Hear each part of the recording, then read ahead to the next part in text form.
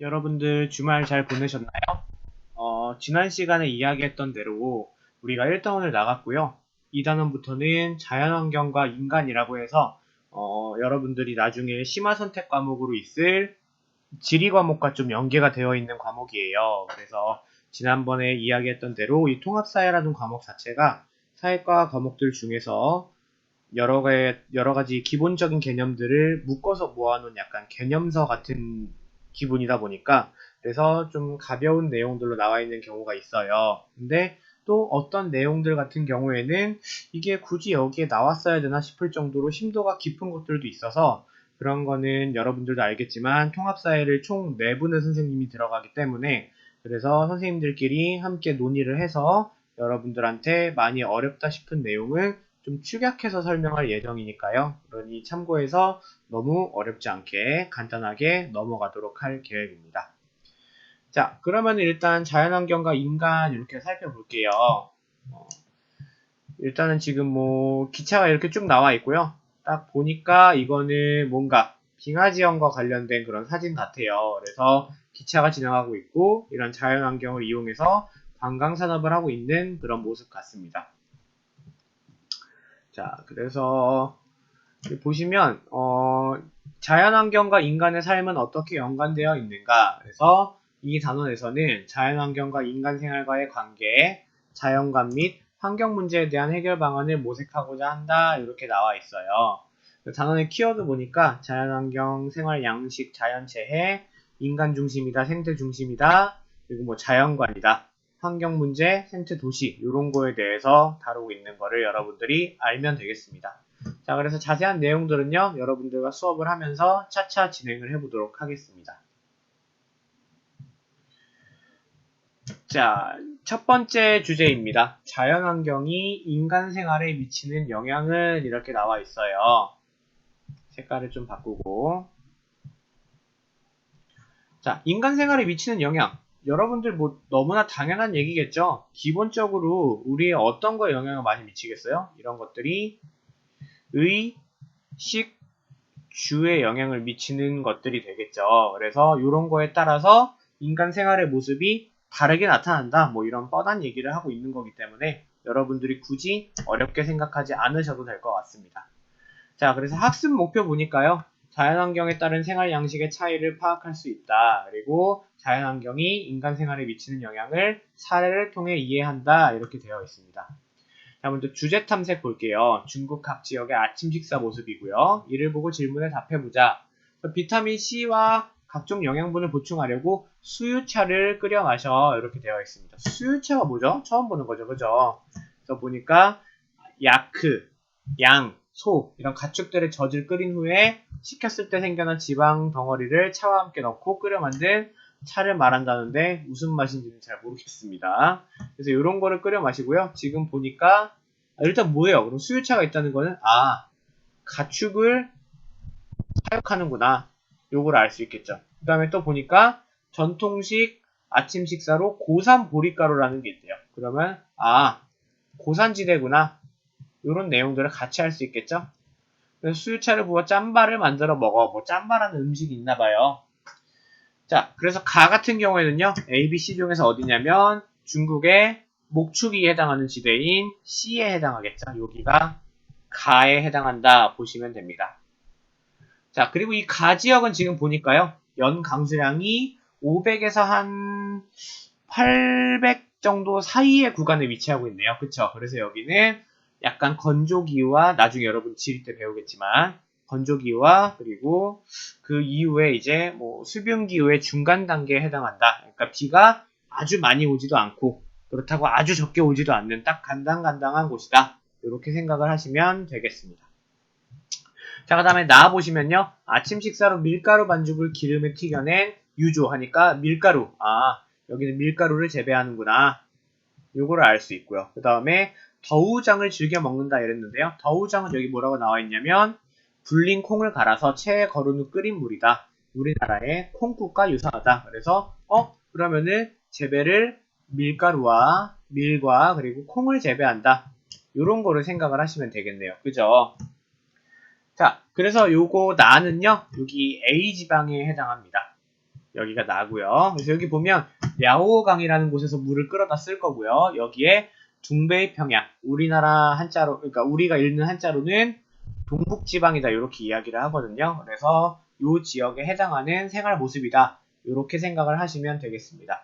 여기 같은 경우에는 500mm 선보다는 더 바깥에 있죠. 그래서 비가 그것보단 많이 오는 지대고요. 여기 보니까 수수랑 콩도 있고요. 밀도 해당하고 있겠죠. 그래서 여러분들이 굳이 사전 정보가 없어도 이런 정보원을 보고도 충분히 어디인지 찾을 수가 있어야 됩니다.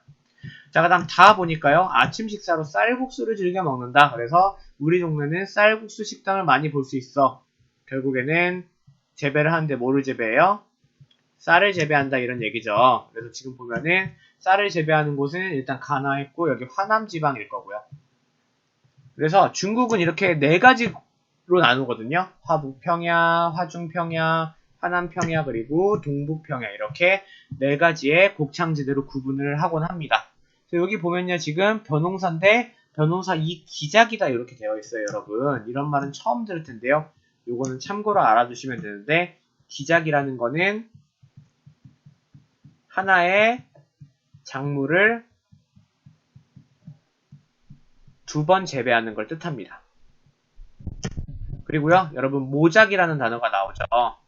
모작이라는 말도 있어요. 그래서 모작이라는 건요 두 가지의 작물을 재배한다. 둘 다 언제 동안? 1년 동안입니다. 다시 한번 기작이라는 건요 하나의 작물을 두 번 재배하는 거고요. 모작이라는 거는 두 개의 작물을 번갈아 심으면서 재배하는 것을 모작이라고 합니다. 그래서 여러분들이 이거를 참고로 알아두시면 나중에 헷갈리지 않을 수 있습니다. 이런 거는 여러분 선생님 필기를 하는 거니까 적어두면 좋을 것 같습니다. 자, Q1번. 가에서 다의 아침 식사와 관련된 지역은 지도에서 A에서 C 중 어디일까 설명했죠. 2번 넘어갑니다. 가에서 다의 아침 식사 모습이 다른 이유는 무엇일까? 뭐 여러분들 이거는 너무 간단한 얘기죠? 왜 다른 거예요? 자, 적을게요. 지형 그리고 기후 차이로 인해 재배가 가능한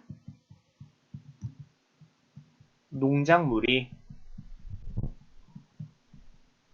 다르기 때문이다. 이렇게 적어두시면 될 것 같습니다. 다시 한번 지형과 기후의 차이로 인해 재배 가능한 농작물이 다르기 때문이다. 그래서 결국에 여기서 말하는 건 뭐예요? 자연환경 때문에 인간의 생활 모습이 지역마다 다르게 일어난다가 포인트입니다, 여러분. 이거는 사회를 보는 어떤 관점과 좀 연관이 있겠어요? 우리 1단에서 배웠던 공간적 관점과 좀 유사하다. 이렇게 보시면 되겠습니다. 자, 그래서 주제 탐구 이렇게 봤고요. 넘어갑니다.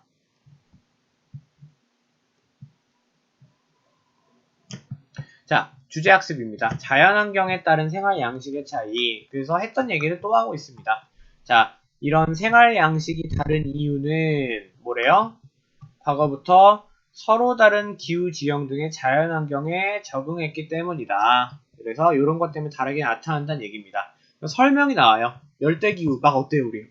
막 요즘에만 해도 여러분 금방 더 더워져가지고 여름이 막 다가왔다고 느끼잖아요. 차 안에서도 막 에어컨 틀고 싶고 집에서도 선풍기 앞에 가입고 싶고 그렇잖아요. 그래서 덥고 습하면 사람이 기본적으로 어때요? 좀 옷도 좀 벗고 있으려고 하고 그리고 가옥 구조도 바람이 잘 통하게 개방적일 거고요. 그리고 이 사람들은 농업을 어떻게 한대요?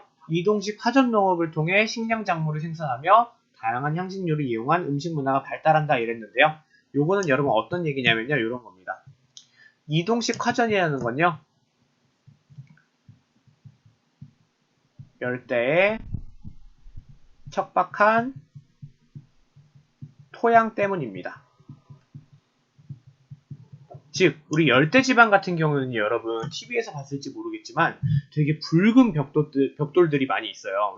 왜 붉은 벽돌이냐면 흙 자체가 붉기 때문인데 흙이 붉은 이유는 빗물 때문에 이게 항상 습한 환경이다 보니까 미생물이 엄청 많아서 항상 미생물이 막 토양 속에서 열일을 하는 거예요. 그러다 보니까 이게 토양 속에 유기물질들이 남아있을 시간이 채 없다 보니까 결국 남아있는 건 뭐 때문이에요? 아니, 남아있는 건 뭐예요? 알루미늄이나 뭐 아니면 철 성분밖에 없습니다. 그래서 이런 것들만 남아있다 보니까 척박한 지역에서 어떻게든 양분을 줘야겠죠. 그래서 뭐 하는 거예요? 화전이라는 건요, 여러분, 불을 질러갖고 밭을 만든다는 겁니다. 그래서 나무와 풀을 태워서 그 재를 이 어떤 비료로 이용을 하는 거예요. 그러다 보니까 얘네들이 한번 태우면은 풀이 계속 남아 있겠어요? 없잖아요. 그쵸? 그래서 어느 정도 재가 에너지로서의 역할을 다할 때쯤이면 또 다른 곳에 가서 불을 또 지르고 또 농사를 하는 이런 거를 이동식 화전 농업이다. 참고로 알아두시면 되겠습니다. 자, 그리고 다양한 향신료를 이용한 음식 문화가 발달했다. 왜 향신료를 이용할까요? 이건 여러분들 알다시피 음식이 더우면 쉽게 상하기 때문입니다. 그쵸? 그래서 오랫동안 보관하려고 이런 것들을 쓴다 생각을 하시면 되겠죠? 결국 환경에 따라서 생활 모습이 다르다는 걸 계속 얘기하고 있습니다. 자, 그 다음에 반면 한대기후 지역은 겨울이 춥고 길기 때문에 동물의 털 가지고 의복을 지어 있고 당연한 얘기죠. 털이 따뜻하니까. 그리고 가옥 구조가 폐쇄적이다. 왜? 바람이 통하고 숭숭 들어오면 추우니까. 그리고 농경이 어렵대요. 왜? 너무 추워서 뭔가를 기르려고 하면 자꾸 죽으려고 하니까. 그래서 어로나 목축을 한다. 뭐 물고기를 잡거나 아니면은 뭐 가축을 기르고 육류 중심의 음식 문화가 발달했다. 왜? 육류는 뭐예요? 칼로리, 열량이 더 높은 에너지잖아요. 그쵸? 단백질이니까. 그래서 이런 것들로 몸을 따뜻하게 할 수 있기 때문에 이런 음식 문화가 발달했다. 이런 얘기를 하고 있습니다. 그리고 여러분, 세계의 기후 부분에서 나와요. 열대, 건조, 온대, 냉대, 한대 이렇게 나와서 이거를 누가 말한 거냐면 쾌펜이라는 아저씨가 말한 거거든요. 이 사람 뭐 독일의 뭐 기후학자이면서 식물학자이고 이래서 이거는 여러분들이 어디서 배울 거냐면 나중에 세계지리를 선택하면 배울 수 있습니다. 그래서 이것도 제법 재밌어요, 여러분. 기후대를 약간 체계적으로 좀 나눠놨거든요. 그래서 선생님이 이거를 고3 친구들한테 지금 가르치고 있어요. 그러니까 혹시나 궁금한 친구들은 선생님한테 오면은 설명을 해드릴 테니까 언제든지 오셔도 좋습니다. 선생님은 2층 본교무실에 문을 딱 열고 들어오면은 바로 살짝 오른쪽에 안쪽에 있습니다. 내가 궁금한 거 있으면은 언제든지 오셔도 되는데 대신 시험 기간은 안 됩니다, 여러분. 자, 그래서 1-1번 한번 볼게요. 자연환경이 의식주에 어떻게 영향을 미치는가? 뭐 계속한 얘기를 또 하고 있습니다. 그쵸? 그래서 어떻게 영향을 미치는지 지금 다 설명이 되어 있잖아요. 뭐 열대는 어땠고, 뭐 가옥 구조가 어떻고, 옷을 어떻게 했고, 한대는 뭐 어떻기 때문에 식물도 없고, 그래서 뭐 단백질 많이 먹고, 가옥 구조 폐쇄적이고 뭐 이런 얘기 했었죠. 그래서 굳이 정답을 적지 않겠습니다. 자, 그 다음에 1-2번입니다. 자연환경이 농업 방식에 어떻게 영향을 미치는가? 이것도 방금 설명을 했죠. 열대기후에서는 어떻다 설명을 했고, 한대는 뭐 농사가 어렵다 이런 얘기를 했었기 때문에 이것도 마찬가지로 넘어갑니다. 자, 그 다음에 2번 자연환경을 적극적으로 활용하는 인간. 그래서 이거는 언제겠어요? 오늘날을 얘기하는 겁니다, 여러분. 그래서 어느 정도 어려운 환경이 있어도 이것들을 극복하고 살아간다는 얘기인데요. 최근에 여러분 어떤 뉴스가 있었냐면요. 바로 선생님이 일요일 날인가 토요일 날 봤던 뉴스거든요. 보니까 아랍 있잖아요. 아랍. 중동에 여기에 뭘 재배했냐면 쌀을 재배했대요. 여러분.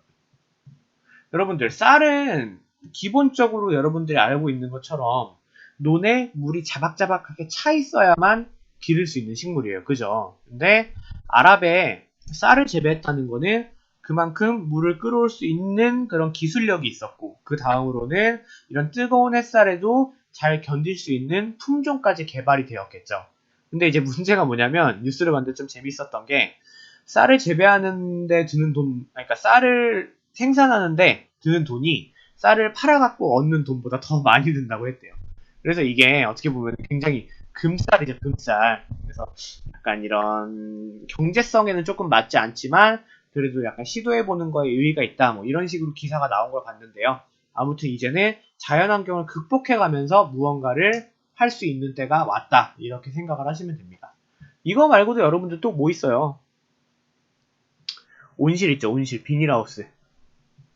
이런 것들을 통해서 우리가 어떤 과일을 사시사철 먹을 수 있잖아요. 그쵸?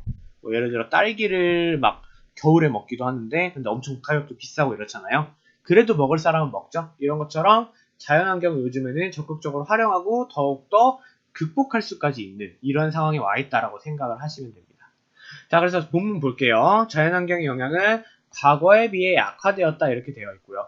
끊임없이 정보를 수집하고요. 그래서 정보를 에너지도 만들고 관광에도 쓰고 날씨 마케팅 등 다양한 분야에 활용하고 있다. 더 나아가서 뭐까지 하고 있다? 극복까지 하고 있다. 이런 얘기입니다. 자, 그래서 보니까 사례 나와 있어요. 건조기후 지역인 모로코에서는 여긴 건조기후 지역이니까 어떻겠어요? 비가 오는 것보다 증발하는 양이 훨씬 많고요. 그만큼 해도 엄청나게 뜨겁습니다. 그래서 이러한 일조량을 활용하여 태양광 에너지를 생산하고요. 그리고 화산활동이 활발한 지역. 그래서 여러분들 이런 얘기 들어봤을 거예요. 뭐 불의 고리다 이런 얘기 했었죠. 과학 시간에 아마 들어갔을 겁니다.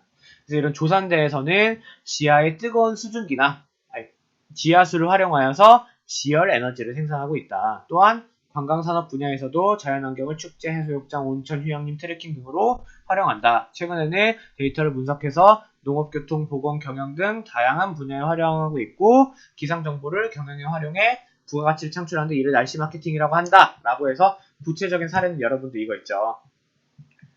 크리스마스에 눈이 온다면 뭐 이런 얘기 있잖아요. 그죠? 그래서 매년마다 뭐 크리스마스에 눈이 오면은 뭐 얼마를 뭐 드리겠네. 어떤 이벤트를 하겠네 이런 얘기 하는데 여러분들 전부 다 상술이라고 보시면 되겠습니다.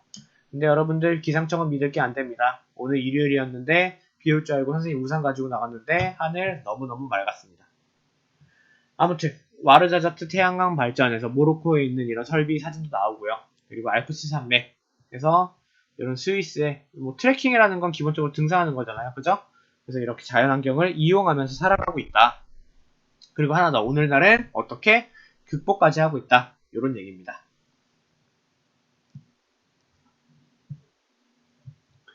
자, 그 다음 장 볼게요.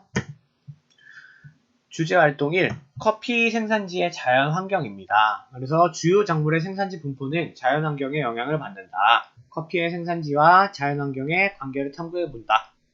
자, 생산량 상위 10개국 보면요. 브라질, 베트남, 인도네시아, 콜롬비아, 인도, 온두라스 쭉쭉쭉쭉 나와 있어요.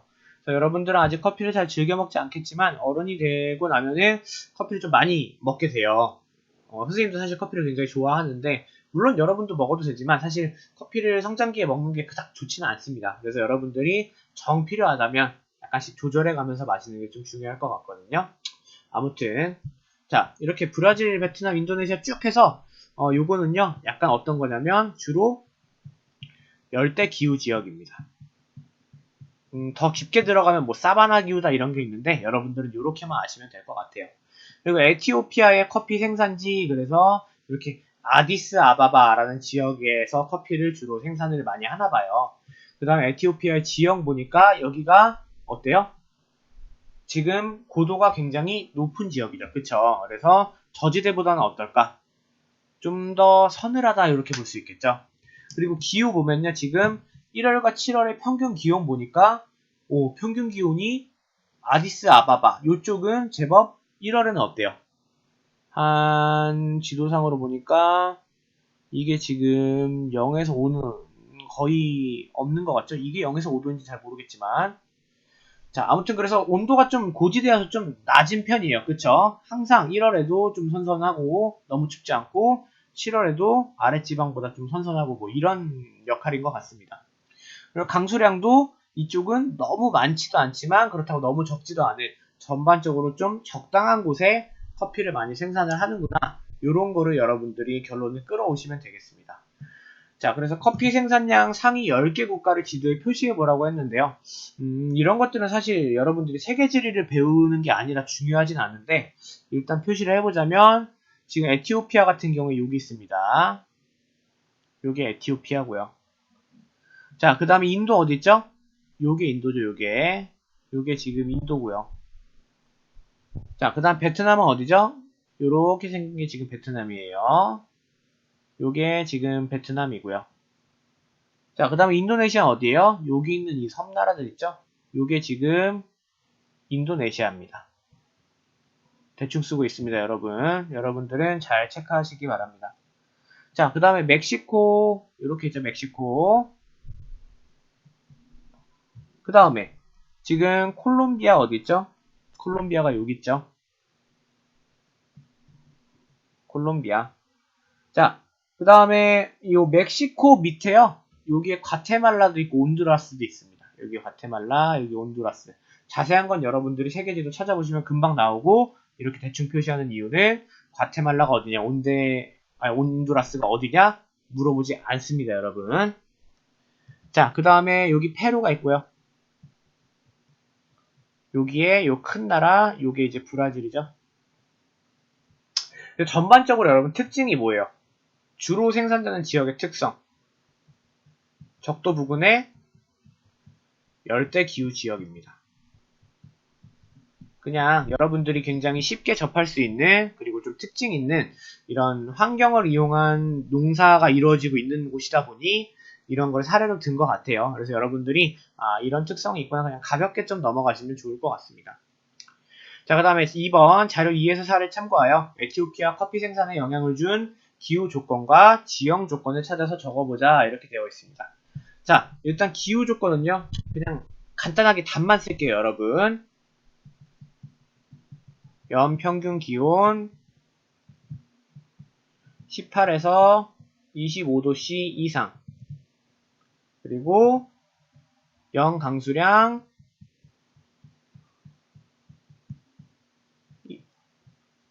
1에서 2000입니다, 여러분. 그냥 이렇게 쓸게요. 1에서 2000mm. 요 정도입니다. 자, 그 다음에 지형 조건은요, 아까 봤다시피 해발고도 1000m 이상, 이렇게 생각을 하시면 됩니다. 사실 이것도 여러분들 그냥 보면은 여기 자료에 다 나와 있는 걸 그대로 다시 옮겨 적은 겁니다. 그래서 여러분들이 여기서 알아야 될 건 뭐예요? 만약에 지도에 요런 지역이 표시가 되어 있고 뭐 다음에서 커피가 많이 생산되는 조건을 비추어 봤을 때 이거는 뭐 어떤 것과 관련이 있는 거냐, 그러면 자연환경과 관련이 있어서 인간 생활이 이렇게 나타나는 것이다, 이런 거를 여러분들이 보기로 고를 수 있으면 되겠습니다. 자, 그 다음에 커피 생산국 에티오피아의 주민 생활 해서 또 커피 얘기가 나옵니다. 선생님은 오늘도 커피를 먹어야겠습니다. 자, 아프리카 최대 커피 생산국인 에티오피아는 아라비카 커피의 원산지이다. 그래서 굉장히 유명한 커피 중 하나예요. 뭐 여러 가지가 있거든요. 뭐 블루 마운틴 커피도 있고 한데, 아무튼 이런 커피가 에티오피아의 주민 생활에 어떤 영향을 미치는지 탐구해 본다. 자, 일단은 문화의 핵심이래요. 그래서 가장 널리 마시는 음료이자 문화의 핵심이다. 귀한 손님에게는 커피 예식을 통해서 환대와 축복을 표현하고요. 커피는 우리의 빵이다 라는 에티오피아의 속담이나 일상의 언어 속에도 커피 흔적이 남아있다. 말 그대로 커피는 진짜 이 사람들과 엄청나게 밀접한 관련을 가지고 있다, 이런 얘기입니다. 그래서 뭐 첫째 자는 우애, 둘째 자는 평화, 셋째 자는 축복의 의미를 담아서 마셔서 이 사람들이 잠을 안 자서 눈이 빨간 경우가 있을까요? 잘 모르겠습니다. 아무튼 커피를 많이 마시면요, 여러분 잠을 많이 못 자겠죠? 잠을 많이 못 자면 여러분들 성장 호르몬이 잘 안 나오고요. 그러면 키가 잘 자라지 않기 때문에 여러분들 커피는 되도록 마시지 않는 것이 좋은 비율을 유지하는 데 좋습니다. 그리고 커피를 많이 마시면요, 여러분 몸에서 수분이 좀 많이 빠져요. 그래서 피부도 쉽게 건조해지고 이렇기 때문에 여러모로 많이 뭔가를 하는 거는 좀 백해무익하다, 이렇게 보시면 됩니다. 자, 자료 2번 커피 수출액입니다. 그러니까 이거는 뭐와 관련이 있는 거예요? 경제랑도 대단히 밀접한 관련이 맺고 있는 거예요. 그래서 커피, 금, 가죽제품, 가축 등 주로 1차 생산품, 뭔가 가공하지 않은 걸 그대로 수출하는 걸 말하죠. 그래서 커피는 수출액의 가장 많은 부분을 차지한대요. 외화 머리를 위해서 우수한 원두는 대부분 수출하고 자국민에게는 낮은 원두를 판매해서 최대한 돈을 많이 벌 수 있게 하고 있다. 뭐 이런 얘기입니다. 자, 그 다음에 전통 커피 예식 분나, 마프라트 이런 게 있대요. 그래서 커피 세레모니는 철판에 원두를 볶아 손님이 향을 맡을 수 있게 하고, 일단 향으로 한번 즐거움을 줘요. 그 다음에 절구에 빻은 커피가루를 물과 함께 끓여낸다. 그래서 코도 즐겁고 입도 즐겁게 하는 겁니다. 세 잔의 커피를 대접하는데 아까 뭐랬죠? 우애, 평화, 축복의 의미를 담아서 세 잔을 다 마셔야 되는데 모두 천천히 비워야 하며 도중에 자리를 뜨는 것은 무례한 행동이기 때문에 커피를 안 마시면 굉장히 혼날 수 있다. 뭐 이런 얘기입니다. 자, 자료 3번입니다. 커피 3번이래. 자료 3번. 커피 생산 노동자의 임금과 공정무역 해서 이런 단어가 나와요, 여러분. 이거는 뭐냐면요. 공정무역이라는 건요. 착하게 무역한다 뭐 이런 겁니다. 그러니까 쉽게 생각하면은 일한 만큼 벌어갈 수 있는 구조를 만드는 거예요. 근데 뭐 대기업들이 착취를 할 수도 있고 아니면은 거기에 뭔가 아동 노동력을 이용을 해가지고 굉장히 어려운 그런 안 좋은 경제 수익 구조를 만들 수도 있는데 그런 것들을 절대 하지 않겠다. 이런 것들이 공정무역에 해당합니다. 자, 그래서 세계 최고의 커피를 생산하는 에티오피아 사람들은 세상에서 가장 가난한 사람들이기도 하다. 임금이 하루에 2, 3달러 한 2, 3천원 수준인 거네요. 그죠? 넉넉 잡아도 4천원이고요. 커피가 홍창고에서 일하는 여자의 임금은 더 낮다. 심지어 성평등도 이루어지지 않는 국가입니다. 그래서 이 같은 일이 세계적으로 알려지면서 정당한 대가가 돌아가게 해야 한다. 정당한 대가. 그래서 공정무역운동에 다시 한번 불이 붙었다. 이런 얘기를 하고 있습니다. 죄송해요. 자, 자료 1번. 에티오피아 주민에게 커피는 문화적으로 어떤 의미가 있는지 서술을 해보자. 이 사람한테 커피는 뭐예요? 이 사람들한테. 커피는 곧 삶이죠. 삶의 일부분. 뭐 이 정도만 쓰시면 될 것 같습니다. 그래서 뭐 더 설명하자면 뭐 행동 양식이며 뭐 상호 매개체다 이런 말 하는데요. 참고로 하시면 될 것 같고요. 자, 자료 2와 3을 참고하여서 국제 커피 가격이 낮아지면 에티오피아 국가 경제와 주민 생활에 어떤 영향을 미치겠어요? 당연히 엄청난 타격을 미치겠죠. 왜? 커피 가격이 낮아지겠죠. 낮아지면 그러면 수출에 타격이 가겠죠. 그러면 이게 소득에 타격이 올 거고요. 그러면은 생활이 어려워지겠죠. 뭐 너무 당연한 얘기를 하고 있기 때문에요, 여러분. 뭐 이 정도만 생각하셔도 될 것 같습니다. 자, 3번. 쌀과 밀이 재배되는 자연환경 조건과 작물이 주민 생활에 미친 영향을 조사해보자. 이렇게 되어 있네요. 쌀과 밀. 이게 왜 여기에 나와 있는지 모르겠네요. 그죠? 지금 자료랑 전혀 관련이 없는 것 같은데요. 아마도 이거는 아마 문제가 잘못된 것 같습니다. 그래서 이거는요, 교사용 교과서에는 어떻게 나와 있냐면, 공정무역 사례에 대해서 나와 있거든요. 그래서 여러분들 요거를 대신 쓰시면 될 것 같습니다. 공정무역 사례, 그러니까 개선된 사례거든요. 공정무역을 통해 개선된 사례. 요거는 뭐라고 적으시냐면, 이거는 그냥 여러분 적지 않고 들려줄게요. 지금 선생님 교과서에 뭐라고 나와 있냐면 아프리카 케냐의 아타이강 유역에는 653명으로 구성된 생산조합이 있다. 이곳은 2012년에 공정무역조합 인증을 받았고 연간 3,500만 송이의 장미를 생산한다. 이 농장도 공정무역 기준을 받아들이고 나서 많은 변화가 있었다.